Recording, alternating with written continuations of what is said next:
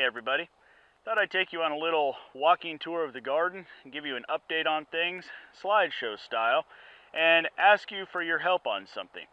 There are currently 3 winter squashes growing in my garden. One is the Connecticut field pumpkin that I fully intend to cut up and carve with the kids, save some seed for eating and some seed for next year, but probably not doing much with the filling. But I'm also growing spaghetti squash and what I believe is Waltham Butternut Squash. However, it's not taking the traditional shape that I would expect. Here's what it's looking like. Now, I have gone back and checked my seed stores, and I don't have any other winter squash but the 3 that I have already mentioned. So I don't know what else this could be. So tell me if you know a reason why my Waltham Butternut Squash would be doing this. Will it eventually elongate and have a neck, or is it just not going to do it and there's something lacking in the nutrition or something along those lines on why my squash does not look that way?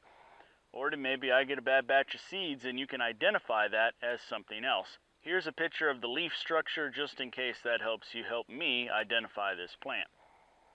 Otherwise, here's some things going on around the garden.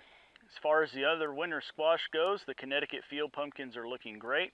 This one's just about ready to come off the vine, a little earlier than I expected it to, but we'll make full use of it anyway. A little update on a couple of the volunteers. This is the cucumber plant that came up right next to the potted trees, and I've already cut one cucumber off this, and this seems to be the only other cucumber it's going to put out, so I am letting it ripen and go to seed. A few weeks ago I noticed that this plant was coming up, and I instantly recognized it was some kind of pea or bean, but now that it's growing out and that I think about where it is located in the garden, I believe that this is going to be a Mississippi purple hull cowpea that is growing from last year. I also took the time to clear out some of the weeds in the overgrown area that I showed you, and now have some really thick carrots that are still growing very well.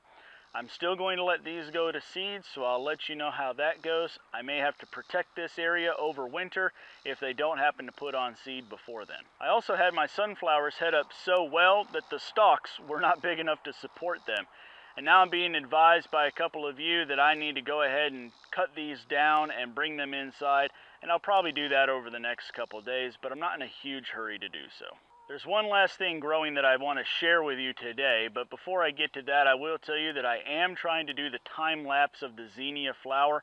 It's just not going my way. I was trying to focus on one particular flower, but it's impossible. I even tried tying the stem to a particular location, but the stem just grew quicker than I thought it would. I'd come out one day and the flower would be totally out of view again. And so I've had to completely reset and back the camera off, and I'm just going to have to video the entire area, and maybe with any luck we'll be able to zoom in and watch one particular flower grow. But just remember, this is a deer cam trail camera. It's not high definition, but I'll do my best to try to give you a time lapse of how that flower petals out. So what's the last thing I want to share with you? Can you tell me what this is? Now, if you're a dedicated follower, you might know what my favorite fruit is. And if this grows to fruition the way I hope it is, I will share with you all the juicy details of it. But until then, go ahead and comment below. Give your best guess on what you think is growing that I'm so excited about. Thank you all for coming with me and for watching the videos. If you would, support our channel by making sure that you're subscribed and hitting the thumbs up button down below. Hitting that button rates the video so that YouTube knows that you didn't just see a video that matched your search term, but that you liked the video, so that they know to recommend our video to other people on YouTube. Thank you all so much for your support, and as always, we'll see you next time.